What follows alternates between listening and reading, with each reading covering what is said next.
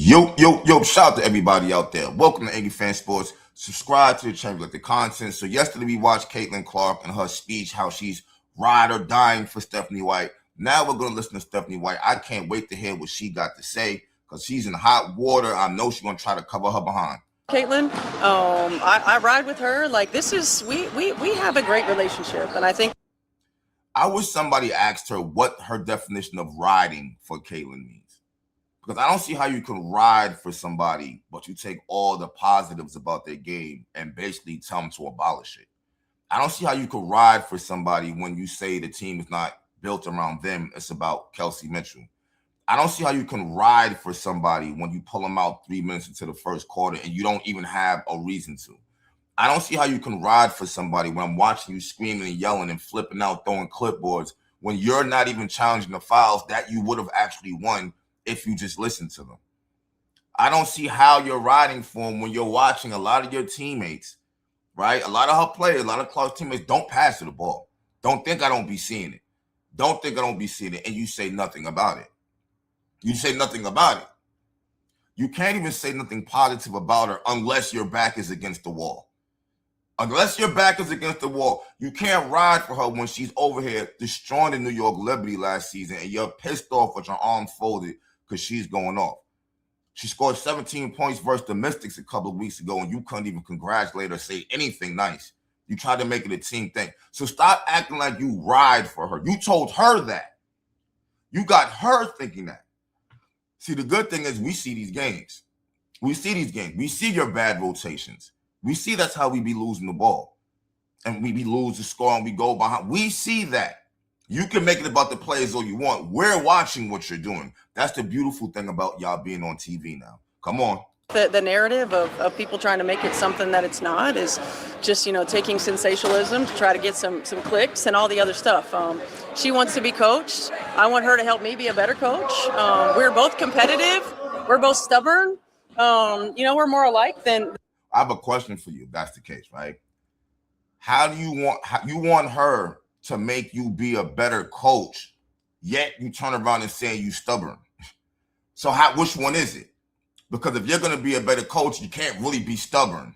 That doesn't really make any sense right there. Stop it. And as far as the clicks and views, no. Content creators and journalists, no, we're watching the games. I don't think you get it. We're watching the games. I hear the hiss coming out of your mouth. You're a snake. You ain't fooling me. You can fool everybody else. You're not fooling me. Then different. Hopefully we continue to bring the best out of each other. You've been at this for about. Continue to bring the best out of each other. Continue. What am I missing here? The best of what? Caitlin Clark look like a shell of herself. She look like she's a role player. You're not bringing the best out of Caitlin Clark. Are you crazy? You're damn near kicking her under a rug so we can just walk all over and not see her. How is she bringing the best out of you? We're losing games. You're taking the ball out of her hands. This is why we're not getting any transition buckets. But yet you said we wanted to run up and down the court. That's what you and Amber were saying. That's not what's happening right now. What are we really talking about here? You would rather Aaliyah Boston shoot a three than Caitlin Clark shoot a three at this point in time. You're not bringing the best out of her, and she's not bringing the best out of you. 10 years as a head coach. What do you learn about player-coach tension? And does any of it change or not change because of the spotlight that's on you, the Fever and Caitlin? Yeah, this is not new. It's not a new thing. It's just new because everything that she does gets clicks. That's how everybody makes money, right? That's how everybody makes money. So it's not a new thing. Including you. You got a lot of interviews you do now. You're all up in the spotlight. You're always running your mouth. Now, you clearly came over here to see what you can get out of being cool with Clark. What are you talking about? You act like you genuinely care. You're diminishing her. You act like you genuinely care about her. No, you don't. And as far as the clicks and views, we would all love to be making clicks and views about Indiana playing good, about Clark going off for 30, 29, 25, 15 assists, 19. That's how it used to be. You came here and it's chaos now. It's chaos now. The problem is you. Like you said, you're stubborn. You want to win. Yeah, y'all both want to win, but you want to win your way and she wants to win her way. That's the problem. Y'all not on the same page. So all this, oh, we ride for each other. Yeah. That's outside of basketball, maybe. Maybe outside of basketball, y'all ride for each other. In terms of getting on the same page and playing basketball, please, y'all total opposites. When there was player confrontation / tension / coaching, 10 years ago when I was doing this, or 15 years ago when I was, however long it wasn't on social media. Like, that was just getting started, right? It happens in every sport. It happens in all walks of life. So this is not anything that's new, and it's not a story. I have a question, Stephanie White, because you said you've been doing this 10 years and 15 years and there wasn't no social media. So let me ask you a question. Who do you feel like is more wrong in that situation? The 24-year-old who's getting screamed on by the coach who's been here for 10, 15 years should have the smarts to know she's on television in an arena full of people, throwing a clipboard, screaming, yelling, making bad rotations. You put 11 people in the first quarter, Stephanie White. Come on now. Who's more wrong here? You think she was wrong?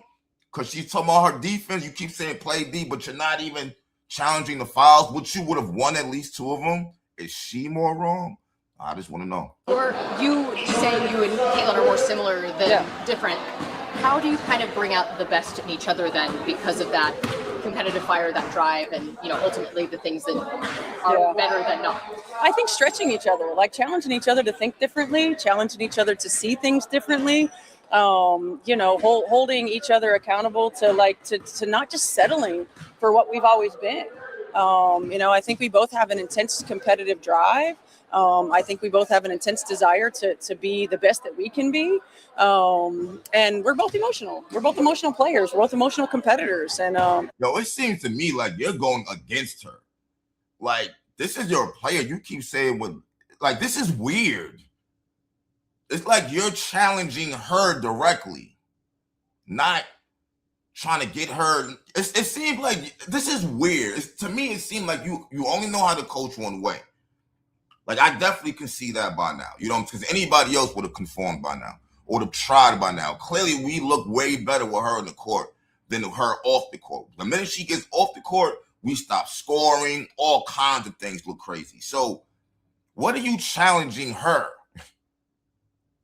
As far as I'm concerned, you're the one who needs to start changing shit around, not her. The problem is we're playing your way. That's the problem. Oh, man, this is crazy, bro. I think that all of that channeled in a positive way is really good. As a competitor yourself, what's it like to see these moments play out so virally like that? And do you have to handle that, deteriorate all, the moment die right then? How does that go? As far as we were concerned, the moment died right then. It's just, we can't control, the outside narrative. No. Stop trying to blame it on the outside net. We're watching you. No one made this up. You did it on TV. Don't you get that yet? You did it on TV. Why didn't you take it to the locker room when y'all do that? You chose to do it right then and there. Forget the outside narrative. We know you'll lie already, Stephanie White. You've lied before. I'm not going to trust you over what I'm watching. What are you talking about? Nice try. We can't control, what people choose to take a snippet of an instance in a game or, whatever it might be and run with it. Like, we know that people are always going to try to have an opinion about what we're doing in here. People are always going to have an opinion about Caitlin. Let's kind of get it right, because it was nothing. No one had an opinion on you whatsoever prior to you coming here. Let's be very clear here. And it's the reality of the worlds that we live in. It's the reality of the job that we have. But a job that you ran to, let's not forget that. You didn't just inherit this, you embraced it and you wanted it. So you came to Indiana. You came back to Indiana. You could have been Coach Kelsey when she was in Indiana, and you did not. Let's be clear. It's not the reality of what the actual relationship is like. And I think just for us, we continue to check in with one another, make sure each other's good, and make sure that we keep the main thing, and go. Okay, this is getting weird. I don't think people really care about your quote unquote relationship with her outside of basketball. We're talking about basketball on the court. I can give a damn what you do outside the court. I think it's weird you always buy her, but we talking about on the court. I don't know what narratives you even talking about anymore. Go from there. You just mentioned that she thinks she might have defended the most isolations in the league this year. Yeah. Do you think you need to get her either out of those, or if she's in as many as she is, what do you guys need to do better in those situations? Well, she has had probably double of what the next person has had, but she's also done a decent job in terms of the numbers in those isolations. I think it's magnified because it's happened right away, and it's happened so frequently early, and people are hunting it out. In isolation in the middle of the floor is very difficult. We've seen it in the NBA playoffs, right? We see it. That's okay. So what you gonna do? Because you're the defensive guru. Stop smiling and laughing. What you gonna do then? what good teams do. They try to find a matchup that they like and try to attack it. That's what we try to do at times. And so, number one, she's going to continue to grow in that area. Number two, collectively, it's about team defense, and we've got to be more disruptive. We got to be able to sometimes send multiple defenders, sometimes just let her know that we have. You don't do that at all. You don't do that at all. Have her back. Our initial positioning, her initial positioning, our initial positioning, where we are on the floor matters, and at times, it's good, and at times it's not. It frustrates me because all this woman do is talk about defense. What about our stagnant ass offense when she's not on the court? Can we talk about that? Because it's one thing for them to be scoring and us scoring. It's another when it's just them scoring. Describe how you and Caitlin's relationship has evolved. She was saying, again, we don't see everything. She said last year, hey, my season's over, I put my groin, she's in your arms crying. So how has that evolved from the tense moments, the good moments, everything in between? There's not really tense moments. I mean, this is sports. And for anybody who's played sports, like there's competitive. Man, why did she come to Indiana, man? We were just fine. Shout out to Chrissy Sides. Spirit, it's not tense moments. I mean, all the people who haven't played at an elite level, I'm sorry, but like those high school basketball players, like you don't get it. It's not the same, right? And so I think everybody who's played at an elite level knows that there are things that happen in game. There are things that happen in practice. We're under a microscope. She's under a microscope. Stephanie, what are you talking about? I get this. Number one, this is the WNBA. Don't act like this is such an elite level. Like, please stop.